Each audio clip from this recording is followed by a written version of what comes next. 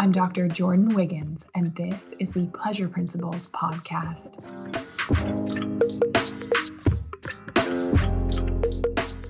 Join me on this journey where sex, science, and sensuality meet. Let's change the conversation around sex and pleasure together.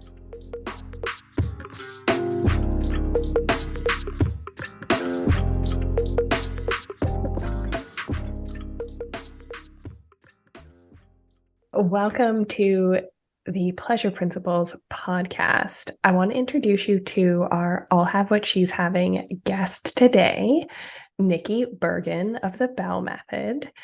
I think we met virtually. At first, when we recorded on Nikki's podcast, We Go There with her co-host Lexi. And was it last month? The event in Toronto? It was a month ago. Cocktails and TMI. It was so much fun to be in person in the room. We obviously the theme, we go there. We talked about so many things, which we're going to address on this episode today, but so happy to have you here, Nikki. Why don't you tell us a little bit about you? Sure. And I just want to say you were amazing at the event. Like, you were a rock star. Honestly, you were just, some of the questions you fielded were like, publicly in front of a large audience, like sexual questions. And you just went there on the mic. It was streamed live on IG for the world to see. And you just did not take any prisoners, which I love. And I think is inspiring. So thank you. And, I will say that it was slightly intimidating just since COVID and everything. I feel like there's a lot more of these conversations like Zoom. But to be in a room and in front of people and have their like instant reactions and stuff, I was like, this is scary, but also awesome. You did. Yeah. You would not have known you were freaked out. Not by the way you carried yourself. Okay. Me. So, hey, everyone listening. My name is Nikki. I am a Pilates instructor. I specialize in pelvic health. So that's where sort of the sex conversation has come from with me and Jordan, talking about, pain with sex, discomfort, lacking libido, all of these things. Desire. But I deal primarily with pregnancy and postpartum exercise. We have courses on preparing your body for birth, pushing. Which I did. Yay! Which I did when I was pregnant with my daughter. It was very, very helpful. And if you're pregnant, you should do it. Yeah. And we have postpartum ones too for rehab so people will often come to me, every day. I'm getting messages of saying, I'm, don't know what to do. I feel like there's something falling out of my pelvic floor. I think I have prolapse. I feel broken. Unfortunately, a lot of times people are Googling things. Women are feeling very anxious about, the aftercare, or I should say the lack of aftercare, right? So I'm leaking, peeing my pants. I think that something's falling out of my vagina. I like sex is hurting. I was told to just use lube, drink some wine, be on top, like all the things, right? That are unfortunately, they're not getting the support that they need. So that is also part of what I do in addition to the exercise component, the Pilates component. And I love that you went there because my question is usually, what do you do? And then it's, what do you really do? Oh, I'm just going to give it to you straight. Because it's not just like I'm a Pilates instructor and I have these online programs, but it is so much more than that because we're filling gaps in healthcare. We are helping women with the trauma and shame that they have. And you and I come at it like from different angles, but I think underneath it all, like what we're really doing is empowering women in areas that we don't have a voice or tools and resources, or there's so much shame, and the impact is so great in our lives in general. So on your podcast, and I think we had, how old are your kids? I think when we recorded that, I don't remember, but how old are they now? 2.5 and 4.5. So you're in it. And I also have a 2.5-year-old. We were talking about, being a mom and all of the invisible workload that comes with that, the physical changes, and how we can almost lose ourselves in service of caregiving for others. And we talked about the like eating your kids' toast crusts. It was the best quote, because it hit me on such a visceral level, because literally that morning, you don't want to wait, I'm like, I'm not going to waste. I was taught not to waste food. And it's like you're rushing them off to daycare or whatever it may be, school, and you've got this nice piece of toast, and then it's always the toast crusts left on there, and that's my breakfast, is their scraps. I'm not sitting down and having my delicious avocado toast with my poached egg on top and smoked salmon. Like, that's not happening. I'm eating toast Definitely crusts. not. Right. So Yeah. and I was like, in that moment when you said that, when I was interviewing you, I was like, holy shit, I am the toast crust mom. And that is just a symbol of like the deeper issue at hand. And I'm like, now it's funny. It left such an impression on me, because now I'm sort of like, no, I'm going to make myself some damn avocado toast because I deserve it. I deserve the avocado toast. Yeah. So, and that's it, like the same when we're talking about sex and pleasure, we do the same thing. We accept the toast crust because we have so much other things on priority to do, that it's just so easy to be like, oh, I don't want it, or let's just get it over with, and just really lacking that desire and fulfillment. So underneath it all, like what's your mission? What do you really want to change for women?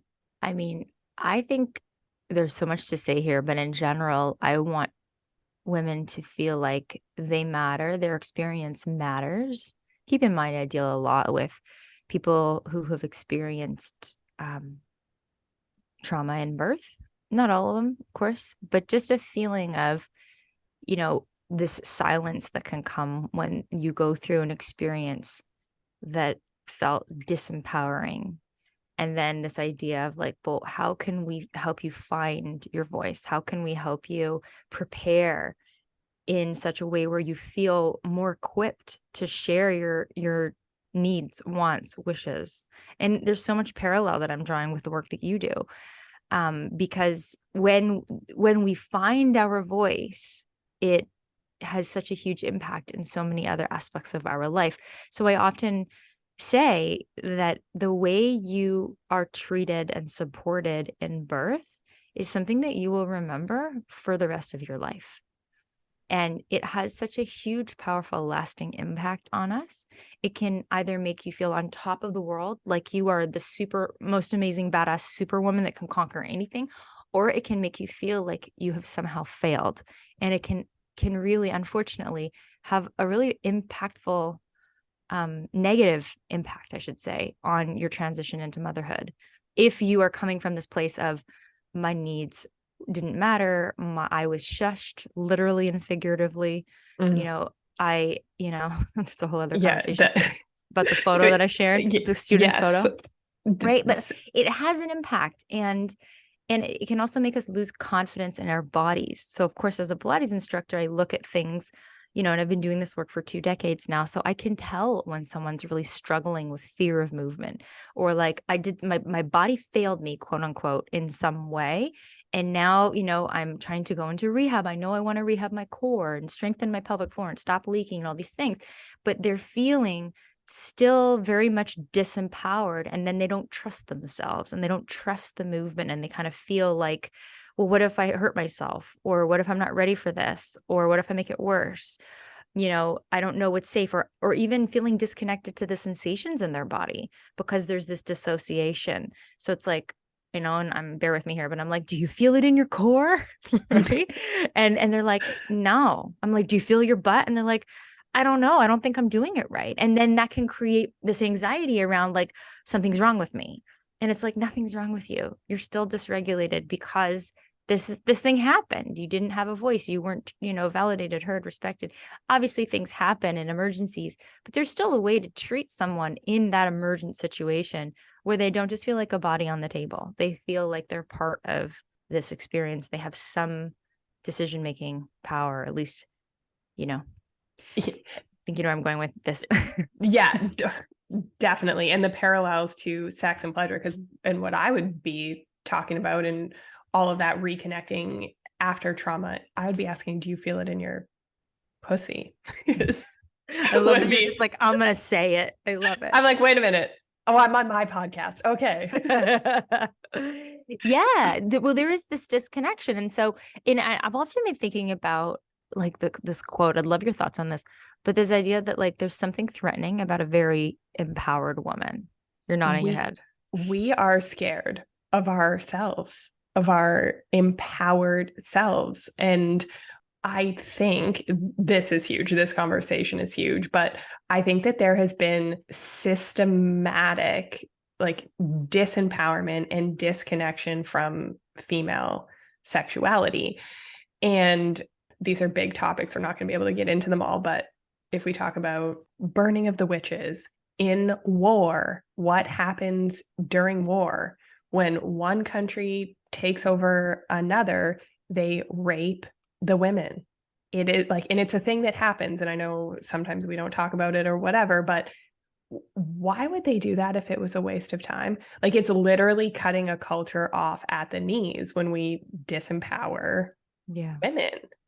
So I think, yeah, we're scared of ourselves. Society is scared of it because to me, there's nothing more powerful than a turned on woman, a woman with a voice, a woman that can advocate for herself, even in those uncomfortable, triggering situations.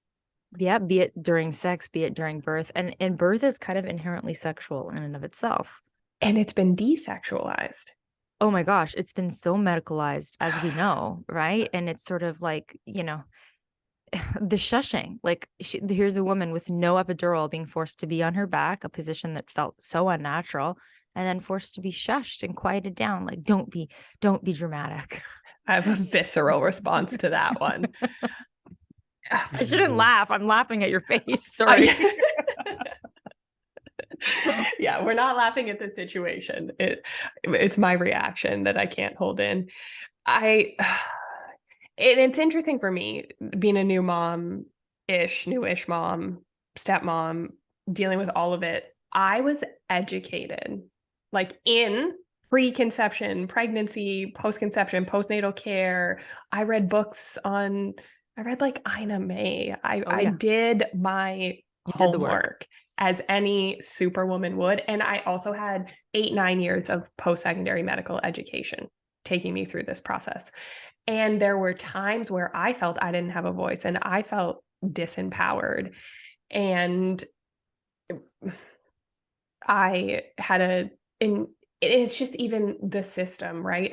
We don't even want to blame individual doctors or whatever, but there was a shift change. So there was this new man that came in, an OB, to check my cervix. And I mean, I know what that is, but he didn't say anything. Like I'm laboring, he didn't say anything. And he just inserted his fingers into my vagina to check my cervix without saying anything. And it brought back my sexual trauma in an instant. And I understand that this is a microcosm, like a very, very, very small incident in respect to what can happen with birth trauma. But I'm sharing because like I had the tools and the knowledge and language and all of these things, and I was caught so off guard. So I cannot imagine how disempowering it feels to not know. Because what if the first time you were checked, some doctor just walks in and like rams his fingers up your vagina? There is I think I'm going to say something. I think that there is an infantilization of women in birth where it's like, we know best. You were the ones that, you know, went to school for this, you know, and if you don't listen, then, you know, you're going to potentially be putting your baby at risk. Yes, yourself at risk. Yeah, there's that. And I don't want to say like that's not always the case, but there is this power shift of you're in a bed, this person in a white coat, you know, or whatever in their uniform, And now it's your time to sort of like be a body while we take care of everything for you. So it's not about like, okay, we trust that your body is actually, pretty darn capable. Women have been doing this for eons. So we're just here to support you should something go wrong. That's not the attitude. The attitude is we need to control birth because birth is essentially like a bomb that's going to blow up, and we're here to control it and, mitigate risk. But in doing so, they take away our power and they make us doubt our bodies and question whether we're capable. It's like, do you think that like 300 years ago, women needed, to be told how to push? No. Oh, well, years ago, women died. Like that's what I know. And I understand that our maternal death rates have decreased, but just that the fear mongering as well around it, because don't trust your body. Don't trust that you know how to push. I mean, there are always going to be situations, right? And thank goodness for them when they save lives, and they do. But, there is unfortunately a much too high incident of unnecessary, I should say even interventions, but just the culture around it, the fear around it. And I have to say it is unfortunate because has become polarizing. So I try to toe the line, to be honest, in the teaching that I do. I try not to be the person that's like, hospital birth is terrible. And I've had 2 amazing hospital births. I try not to be the person that's like, you have to fear your provider and you have to, because that just creates more anxiety and mistrust. I don't want to be the person that's like only home births and like crunchy this and like the super off, you know what I mean? Like go give birth behind the house with your baby deer. Like that's not what I'm suggesting. But we also have to question things. Like think critically about this for a second. And I'll share this just as context. There was a dude, I'll call him Dr. George, in the 1800s, who was an obstetrician, an American-German obstetrician, who had a whole paper in the 1800s, friends, talking about how much we as a Western culture need to learn from more primitive, this is the language he used in the 1800s, primitive cultures who approach birth differently and don't put women in recumbent positions. And he's noticed that, it's a hands-off approach and they don't have instruments because they don't need instruments because, and the woman intuitively does what she needs to do. And this is his like, scientific observations of watching births in different environments. 1800s, 2 centuries ago. And yet it's gotten worse. Right. So more medicalized. This is where I get like fired up because it's like, okay, so why are we still doing this then? Like, why has nothing changed? And why are we still forcing, and then it's like pat on the head. Well, it's for your own good, dear. Oh, because we need to save your baby, dear. It's like, I call bullshit. Why do you think it really is? It's convenience.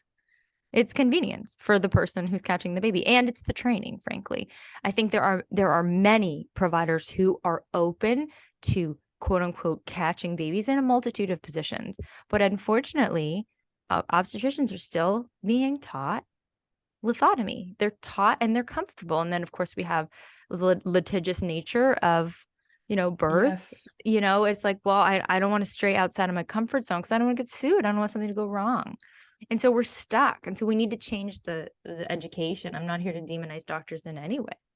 And they're a victim of their training in a system that is crumbling. I mean, especially in Canada. I know in other countries, it's a little different.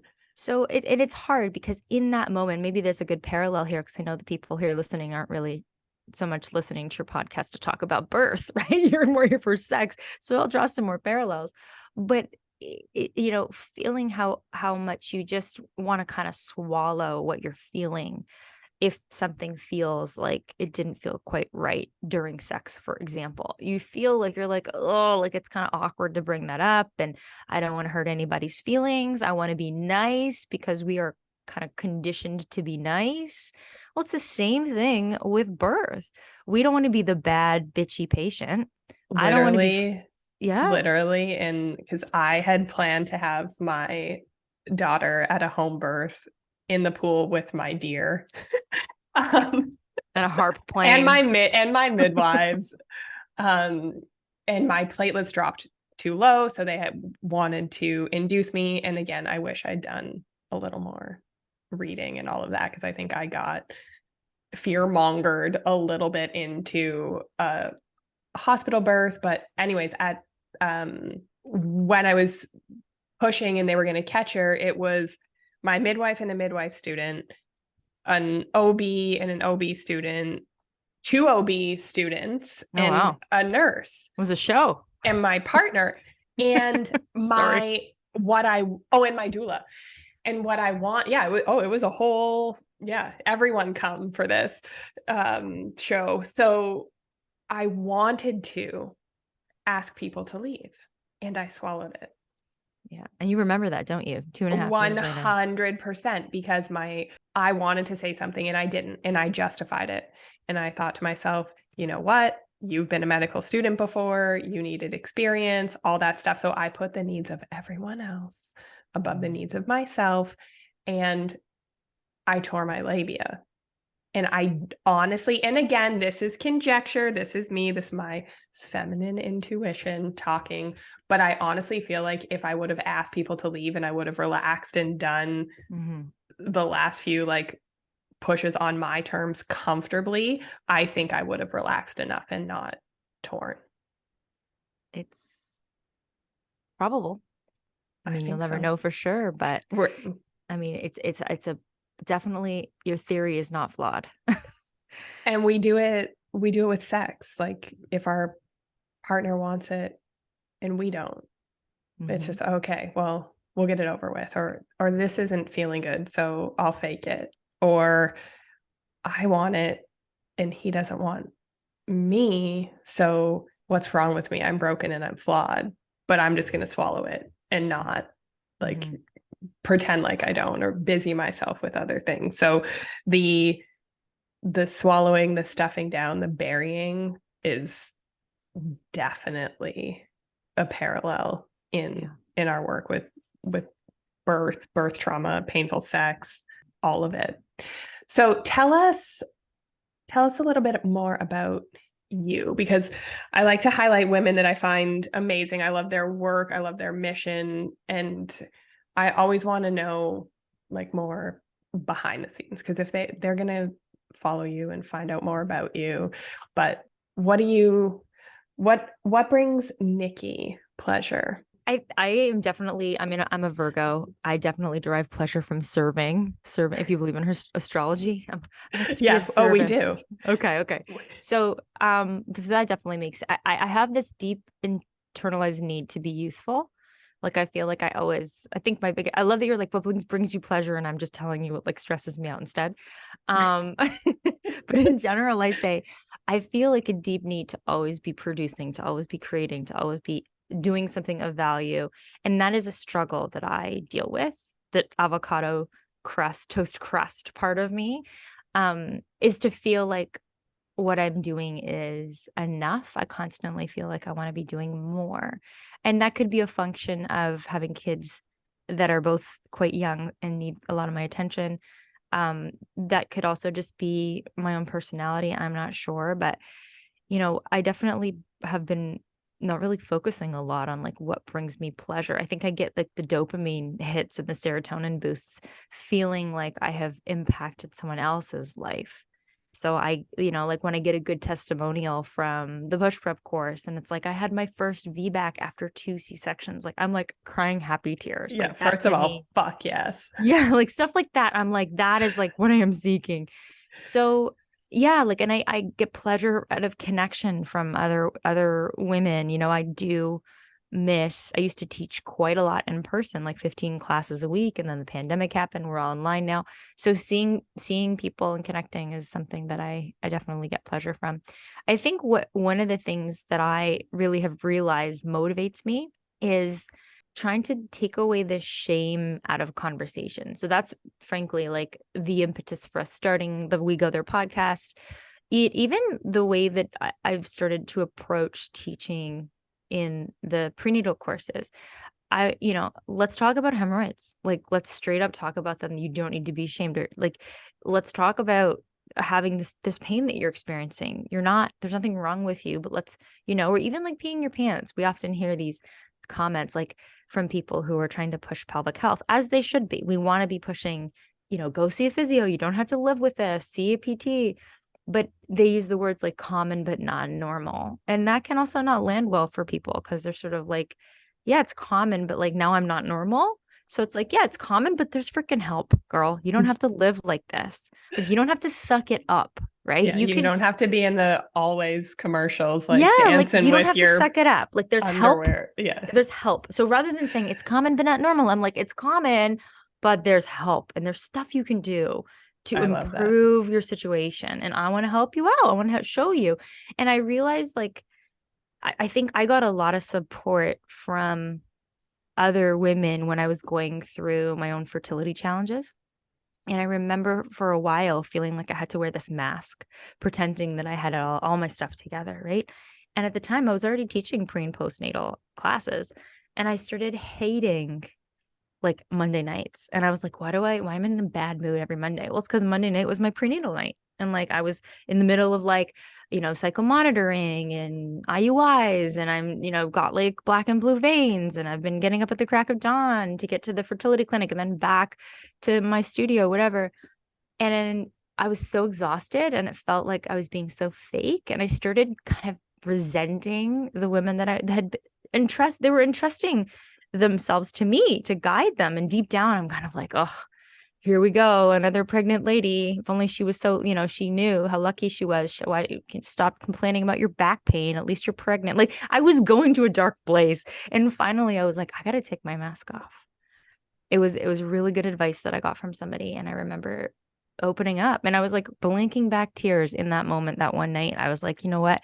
I'm just going to share. I'm going through some fertility challenges. My husband and I, we really hope to be joining you on this journey soon. And I get shivers every single time I tell this story because in that moment, like the world lifted off my shoulders and I had half the room come up to me and share their own stories and their own experiences. And it was in that moment, literally, where I was like, I have to start talking about this stuff because they were like relieved that I was talking about it. And it brought us closer together, And so like when we feel shame and we wear our mask and pretend like shit's all good, but deep down we're crumbling inside, it breeds disconnection from each other. It breeds competition with each other. And it breeds this sense of like her life is better than mine and resentfulness, right? Like resentment, I should say. And once you kind of be honest and open and share and get vulnerable, like that's like the Brene Brown work, you build that connection.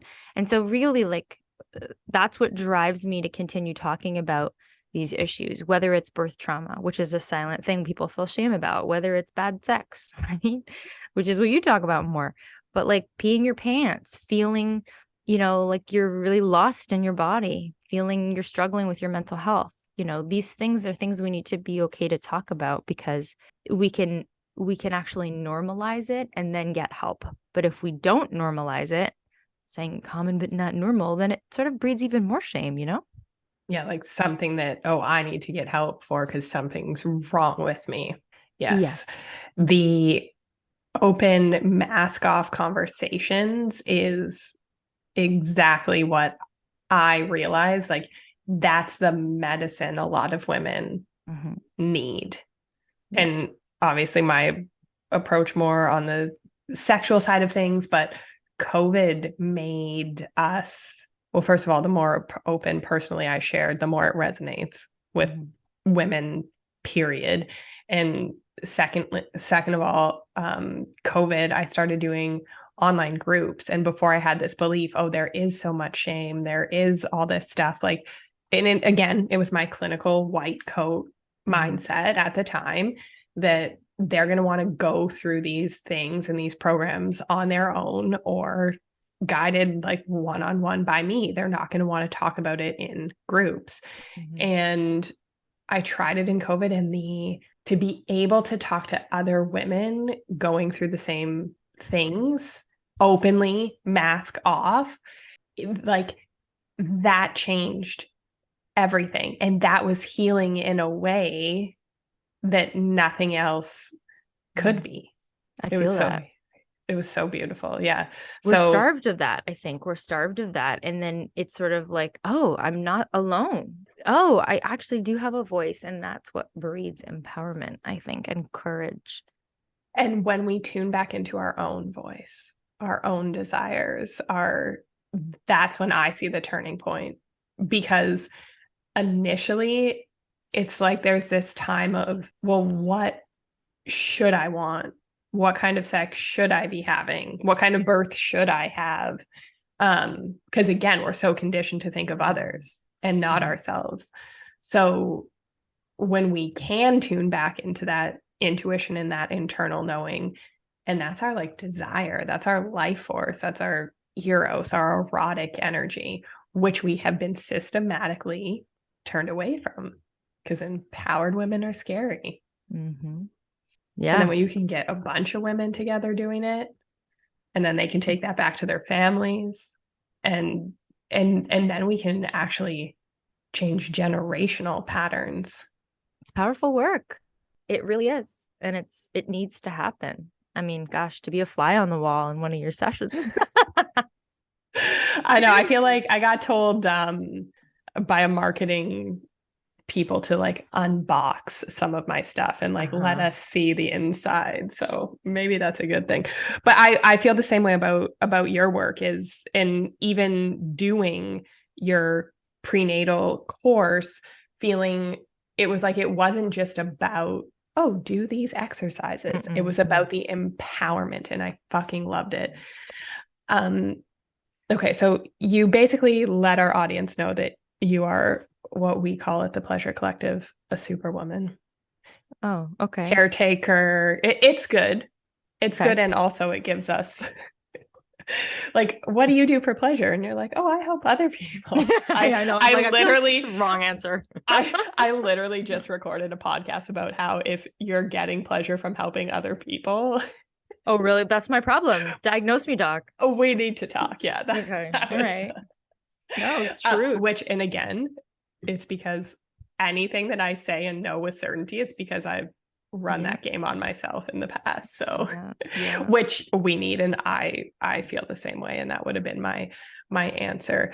How do you find balance?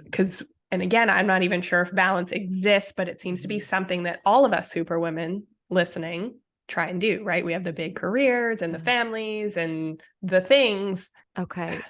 I've been prioritizing lifting weights in the morning and going to a gym. So that is something that I realize like I'm in my 40s now, and I want to feel like when my body feels strong, and Pilates is amazing, but I also need to work. I'm a thin person. I need to work on bone density. So that is something that feels like I don't feel guilty at all for doing that. And I'm like, hey, you can handle, to my partner, I'm like, you can handle like making the lunch and getting them dressed and out the door and drop off, because I'm going to the gym. And I choose to do that at 8 a.m. because I don't want to do it in the middle of my workday. So I try to do it earlier. And I don't really do it at like 6 because I'm still there a little bit in the morning to get them out the door, but it's also really freaking early for me. but yeah, so that's one thing, to give you an answer, that it changes my mood. It gets my endorphins going. Like it is 100%. So movement for me personally is always going to be like the thing, right? If I don't move my body, I start to feel like not as awesome. 100%. So yeah, I'd say that's like the most, I'll say, quote unquote, selfish / unselfish thing that I do in terms of helping me feel good. And then of course you feel like better, like more kind of like strong and confident and all those things. So that, plus obviously the Pilates that I teach. But so that's one thing. And then other things, is this the question about what gives me pleasure? We're still talking about how do you balance it? So balance is, I think, also just letting go of the stuff that like we didn't do Christmas cards this year. Like, mama, let that shit go. Like, not going to happen. Not that organized. Go. Not going to happen. And that's okay, right? Like, I'm not, because it's something that no one else is going to organize. It's going to be me. If we're going to do it, it's going to be on me. And I don't care that much. It's not that much of a priority. So yeah, let go of the things that are, you have to know what balls are okay to let go of. You can't juggle them all. For me, it's Elf on the Shelf. Oh yeah, we don't do that either. I will not be doing Elf on the Shelf. And I would like to do a study on the inverse relationship of Elf on the Shelf and how elaborate the shit is and how great the fucking sex and intimacy is in a person's relationship. Oh, that's really funny. I love that. And I love you if you just got called out hard. No, But I don't do it. Yeah, no, not you. I mean, listeners. Oh, I see. Listeners that I called you out hard. That's fine, but you're also listening for a reason that we're lacking the intimacy. But yes, letting things go. And the Christmas cards. Why?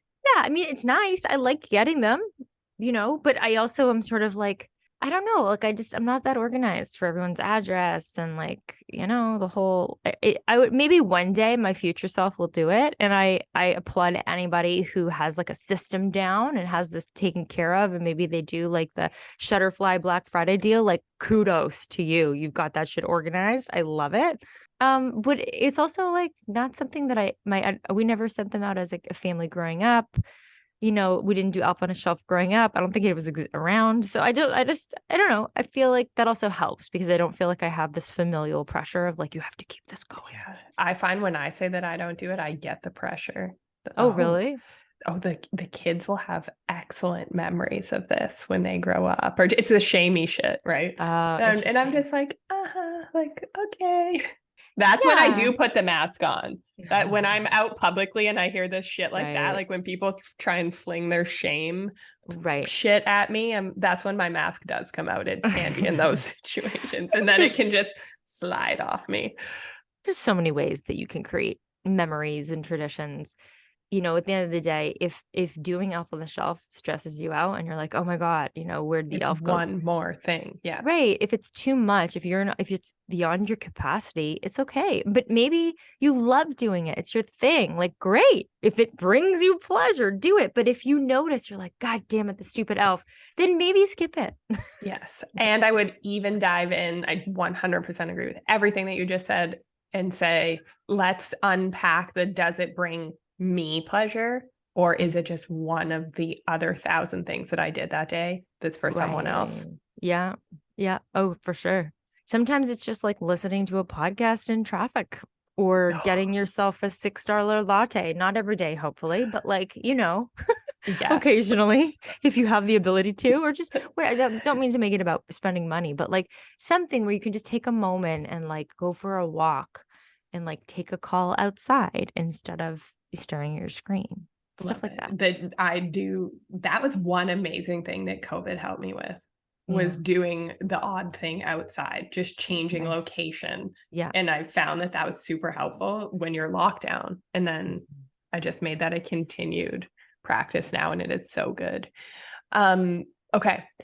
Any obstacles that you're overcoming or had to overcome getting to your strength, getting to this level of success where you have such a voice and an impact? I mean, you already shared about like that mask and needing to just take it off and be honest, but what other obstacles would you say that there are as a female entrepreneur that you've had to overcome?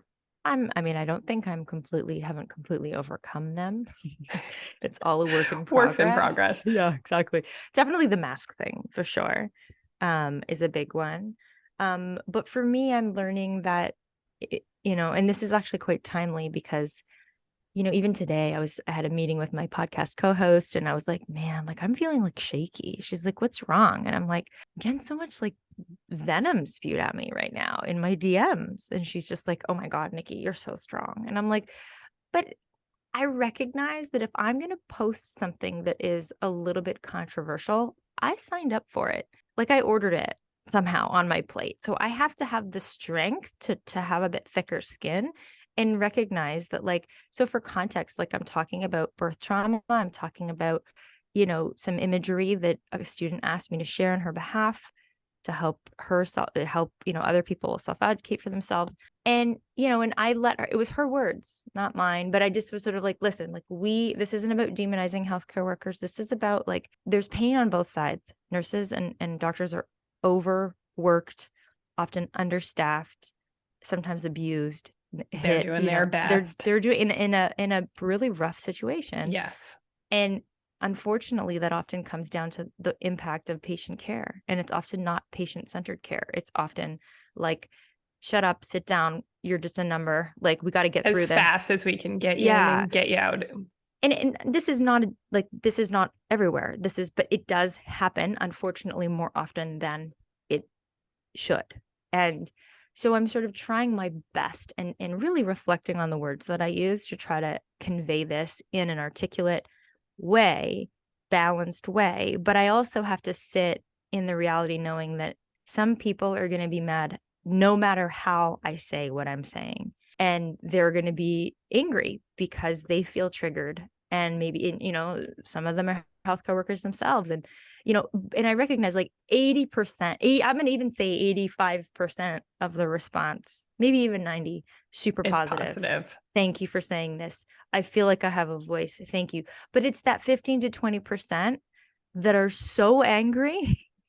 And I'm like, I just got to learn. And so that's a challenge that I'm energetically learn how to deflect. And not to say that I'm like immune to criticism in the sense that I should hear it. Sometimes I do have things I need to learn, but I do find that as the more you grow with an audience, the more angry people get because they're like, you're saying something to a large audience of people that I don't agree with. So screw you. Yeah. Right. The more indignant people get, the bigger the voice you have. If I only had 500 people following me, they'd be like, huh, who fucking cares? Right. But if you've got 250,000 people who follow you, they're like, you have a responsibility to think about the things you say. And it's like, I am actually thinking really hard about what I say and I'm trying. So I had great things came from it. Like an obstetrician in Toronto reached out yesterday and she said, I'm one of the teachers of the new OBs and I want to provide more trauma-informed care to them, trauma-informed lessons. Let's collaborate. And I was like, that is slow amazing. Clap. Dream come true. It is. And I'm like, Dr. Heather Millar, if you listen to this, kudos to you. But I'm so excited about that. So good things are happening. And I feel like I'm on the right path and I'm passionate about it, clearly. But I have to develop a thicker skin to deal with the people who are like, want me to shut up and sit down. And there's always, and I guess my lesson for anyone listening is that there's always going to be a subset of people who are not for you and you're not for them. And it's okay. You don't have to please everybody. As long as you can sleep at night and you know that you're coming from the truest place and from the truest heart, and you're open to reflecting on things that you may have done or said that could have been, misinterpreted, hurtful, whatever. Don't be like, I'm the best. No, we got to learn from our mistakes. But don't let the people, not everybody's opinion matters is what I'm saying.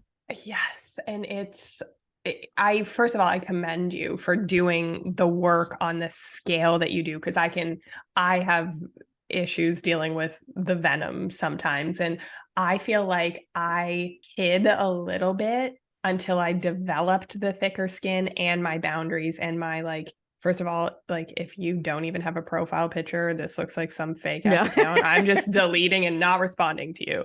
And anyways, I've set up my processes and my systems and been like, if this woman is very crusty or this person, it's triggering, it's their shit.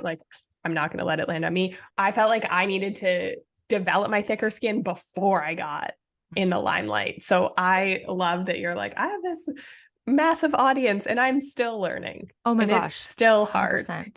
It's still hard. And I have friends of mine in this space who are way double like me, they're much bigger and more established. And they say the same thing. It's sort of you have to just know that you're doing what is in alignment with you. And you are coming from a place of, again, wanting to serve. It's what keeps me up at night. Literally, what can I do? What kind of an impact can I have? How can I help? It breaks my heart every single message I get. This happened to me. My body is broken. I wish I had stood up for myself. I didn't know this could happen. I'm a healthcare provider too. I didn't think this would happen to me. I could do a book of the stories that I get, but it'd be really depressing. So I try to channel that into, okay, so we have a problem. What can we do about it? How can we help women find their voice? And also, how can we help reduce this burnout? How can we change the system so that women don't have to advocate so hard, but you know, it's also not about like pitting one against the other. We have to come together and figure this out and have these difficult conversations. And of course, anytime you cover difficult, controversial topic, which I'm sure you know because you've lived it. Oh yeah, it's you sensitive. Trigger people. You trigger people. It's sensitive subject matter. And I think it's remembering that you're triggering somebody, but that says more about them than it says about you. Be open to receiving feedback, of course, but also like, you know, sometimes you just gotta let it go. Just letting go, an issue for us super women. It's like therapy right now. What we need to do to have good sex is let go. And we struggle so hard because we want that people impact. Please. Yes, Mm-hmm. It is so important. And I'm in awe of you and your work and what you're doing, the deeper mission, how you're doing it, the conversations that you're having. Yeah. Share, this is a practice that we do because again, another thing that super women struggle with.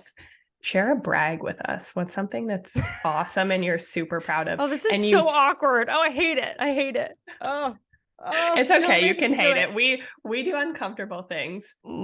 Why is this so hard? Because you're a super woman. Oh my God, I'm so called out right now. You're very good at calling people out. I feel so triggered. No, I'm kidding. Tell me more. Say more, Nikki. I'm blushing. I'm actually blushing. This is really interesting. I need to reflect on why this is so hard. What am I really proud of? I mean, I am proud of creating a digital community for sure. And proud of of hearing that like I've had an impact on people around the world. Cause that's something that, and I'm proud of the fact that when I was 35 weeks pregnant, it was the middle of the lockdown in March of 2020. And I had to cancel classes all around the GTA. We had 12 studio locations and I was 35 weeks pregnant and I had to just pivot really quickly. I'd never taught a class on Zoom ever. I barely knew what Zoom was. And I was like, oh shit, I'm pregnant. I feel like very anxious right now. If I'm feeling anxious and I'm like, it's not even my first kid, how are these first time moms feeling? Like we got to do something and we got to do it fast. And so that's where this community really grew. Like you can see if you go to my Google Analytics website visits, like literally in like the first sort of second quarter of 2020, it was like bing, like exponentially exploded because of the decision to just quickly pivot and take everything online. So I'm proud of the way I handled that. There she is. That was a very good brag, by the way. And then once they were coming, I'm like, you can probably keep me going now. Yeah. Yeah, because it was rough and like I didn't freak out. I just took action. That's what we do. We put our capes on sometimes. Yeah. Get shit done. Pivot. I know. And so many women listening are like, I get it, because we all had to do the same. So thank you, Nikki. It's been amazing. I could talk to you forever. Where can my audience find you? At The Belle Method. On Instagram and thebellemethod.com. And Belle is the beautiful in French. So Belle, not like a kettlebell, but Belle, in case you're wondering. Love it. And we will also link the We Go There podcast because that's an amazing one to check out. Not just about birth and birth trauma, but all topics. TMI we're going to be getting into our plan for season 7 is going to include like so much stuff. We're talking a bit more about perimenopause and menopause and like, just even like identity shifts, when you're becoming a parent, to like finding your voice in the boardroom, all that stuff. So we need to listen. Yes. I will be listening. I will be tuning in to season 7. You just said? Yeah, I know. I will be tuning into season 7.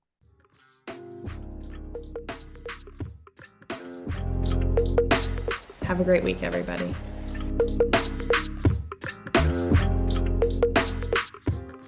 If you like what you heard in this episode, leave me a rating. Your support helps me get discovered by more women like you.